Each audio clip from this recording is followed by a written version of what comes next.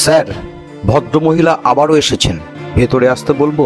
DI সাহেব একটু বিরক্তির সুরে বললেন, বলো। ভেতরে ঢুকলেন এক বৃদ্ধা। দক্ষিণ কলকাতার এক স্কুল থেকে 10 বছর আগে রিটায়ার করেছেন, এখনো পেনশন পাননি। তদবির করতে এসেছেন বৃদ্ধা। ভেতরে ঢুকতেই ডিআই অফ স্কুল তার ফাইলে কৃত্রিম মনোযোগ নিক্ষেপ করে বললেন, যা বলবার তাড়াতাড়ি বলুন। মহিলা তার আঁচলে মুখের ঘাম মুছলেন, চশমার কাঁচ মুছলেন, তারপর ক্ষীণ কণ্ঠে একটা চেয়ারের কোণা ধরে দাঁড়িয়ে হাঁপাতে হাঁপাতে বললেন, স্যার, আমার ফাইলটা মুভ করেছে। টেবিলের অপর প্রান্তে ফাইলে মুখ গুজে ডিআই এর উত্তর ভেসে এলো। কি করে করবে?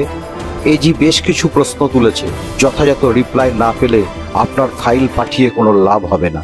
পৌরা বলল, কি জানতে চান?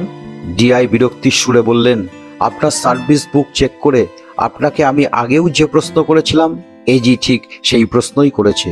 তবুও আপনি আমায় রিকোয়েস্ট করেছিলেন এজিতে ফাইলটা পাঠাতে। I have done my duty, now I have nothing to do. আপনার সার্ভিস বুকে আপনার কোয়ালিফিকেশনের কোনো উল্লেখ নেই। আপনি যে বিএ পাশ করেছেন তার প্রমাণ কোথায়?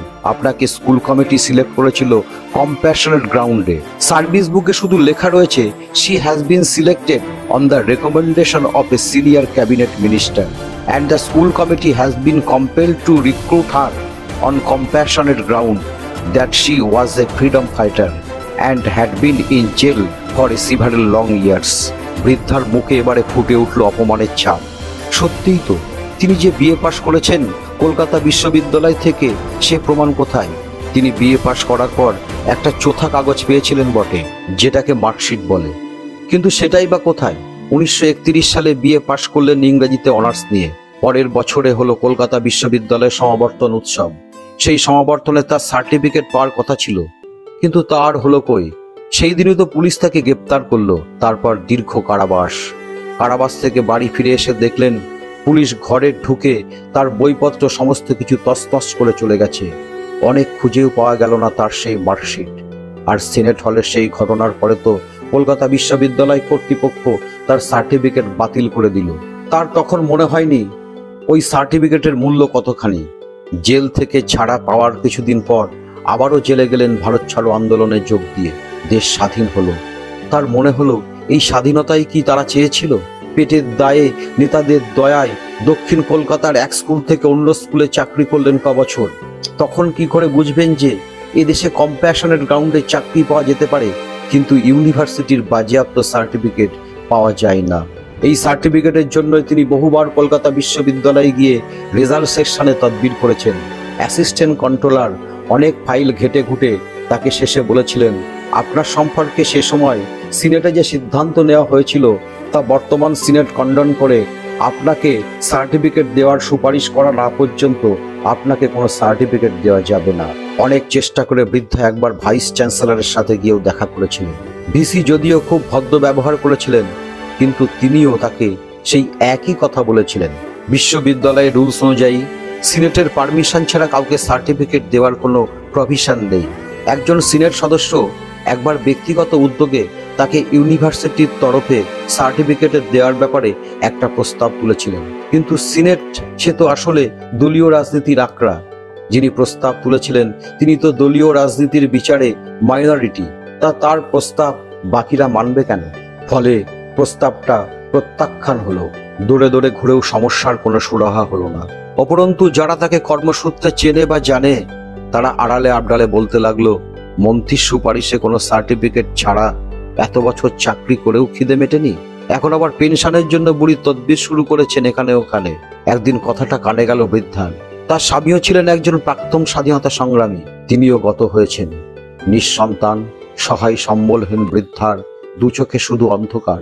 মনে করে দেখলেন সেদিন তিনি কলকাতা ইউনিভার্সিটির সার্টিফিকেটের পরোয়া না করে শহীদ বিনয় বসুর আদর্শে অনুপ্রাণিত হয়ে ইউনিভার্সিটির চ্যান্সেলর স্ট্যানলি জ্যাকসনের দিকে তাক করে রিভলভার চালিয়ে গ্রেপ্তার হয়েছিলেন।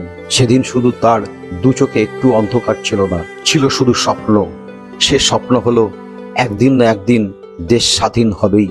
সেসব কোন যুগের কথা, আর কেই বা মনে রাখে সেই সব কথা? হতাশায় নিমজ্জিত আশাহীন বৃদ্ধার চোখে জল ফেলতে ফেলতে একদিন মনের দুঃখে চলে গেলেন হরিদ্বারে। তারপর হরিদ্বার থেকে এলেন ঋষিকেশে। কবে গেলেন হরিদ্বারে আর কবেই বা এলেন ঋষিকেশে, সেসব এখন ডাস্টবিনের জঞ্জাল। কলকাতা শহরটাকে তার নিশ্চয় তখন মনে হয়েছিল এক জেলখানা, যে জেলখানার চেয়ে ইংরেজদের জেলখানায় কষ্ট ও গর্ব দুই ছিল ঢের বেশি। এই গর্বই একদিন সব দুঃখ কষ্ট ভোলাতে সাহায্য করেছিল তাকে। কিন্তু এখন এখানে থাকবেন কার ভরসায় আর কিসের আকর্ষণে? এখানে তো দুহাত ভরে শুধু কুড়িয়েছেন অপমান আর অপমান। ঋষিকেশে কার কাছে গেলেন তিনি? কে তাকে আশ্রয় দিল? হয়তো দেখা যাবে কোনো আশ্রমের সকালে ও সন্ধ্যায় অনাথ ভিখারীদের সাথে পাত পেতে তিনিও বসে গেছেন দুটো অন্নর লোভে। মানুষের পেটের দায় যে বড় দায়। কতদিন ঋষিকেশে ছিলেন তার কোনো প্রমাণ নেই। কে রাখবে সে খোঁজ? কত মানুষ সেখানে নিত্য আসে যায়। তবে হ্যাঁ, একদিন ঋষিকেশের পুলিশের কাছে খবর এলো যে অমৃত বাহিনী গঙ্গার কোলে এক নির্জন স্থানে এক বেওয়ারিশ লাশ দেখা গেছে। লোকাল মানুষরা তাকে কেউ চেনেন না। পুলিশ গিয়ে সেই লাশ উদ্ধার করলো। পুলিশ দেখলো লাশটি এক মহিলার, বয়স আনুমানিক 70। তার কাপড় পরার ধরন দেখে পুলিশের মনে হলো মহিলা সম্ভবত বাঙালি। শরীরে কোনো অলংকার নেই। লোকাল পেপারে মহিলার মুখের ছবি ছাপা হলো। পেপারের খবরটা নজরে এলো ডক্টর ত্রিগুণা সেনের। তিনি তখন কনখলে আনন্দময়ী মায়ের আশ্রমে রয়েছেন। ডক্টর ত্রিগুণা সেন ফোন করলেন তার এক ছাত্রকে ঋষিকেশে। সেই ছাত্রের কাছে সংবাদের সত্যতা যাচাই করে ছুটে এলেন নিজে ঋষিকেশে। এসে কি দেখলেন ত্রিগুণা সেন? পুলিশ মর্গে গিয়ে দেখলেন কিভাবে নিশ্চিন্তে ঘুমের দেশে চলে গেছেন এক বীরাঙ্গনা, যিনি একদিন বাংলার ছোট লাটকে সেনেট হলে কলকাতা বিশ্ববিদ্যালয়ের সমাবর্তন অনুষ্ঠানে গুলি চালিয়ে গ্রেপ্তার হয়েছিলেন, যিনি ছিলেন বাঙালির শ্রেষ্ঠ বীর, দেশপ্রেমিক সুভাষচন্দ্রের জীবনের শ্রেষ্ঠ শিক্ষক রূপে পরিচিত বেণী মাধব দাসের কন্যা, যিনি কেন্দ্রীয় সরকারের দেওয়া স্বাধীনতা সংগ্রামীর পেনশন প্রত্যাখ্যান করেছিলেন নীতিগত কারণে, অথচ যিনি বহু চেষ্টা করেও আইনের বজ্র আটুনির জন্য নিজের প্রাপ্য পেনশন আদায় করতে পারেননি সরকারের কাছ থেকে, বঞ্চিত হয়েছিলেন ন্যায্য অধিকার থেকে। কিন্তু তিনি কে? তিনি হলেন স্বাধীনতা সংগ্রামী বীরাঙ্গনা বীণা দাস। ত্রিগুণা সেন বীণাকে চিনতেন। যাদবপুরে যখন তিনি ভিসি, তখন থেকেই অনেক অনুষ্ঠানে বীণার সাথে তার দেখা সাক্ষাৎ হয়েছিল। বীরাঙ্গনা বীণা দাস, তোমায় আমরা তোমার ন্যায্য অধিকার থেকে সেদিন বঞ্চিত করে যে অন্যায় করেছিলাম, তার জন্য তুমি আমাদের মতোই অধম, অধপতিত ও নির্বোধ বাঙালি জাতিকে ক্ষমা করো। ভিডিওটি ভালো লাগলে লাইক করবেন, কমেন্ট করবেন ও শেয়ার করবেন এবং আমার হোম টিচিং চ্যানেলটিকে সাবস্ক্রাইব করবেন। নমস্কার।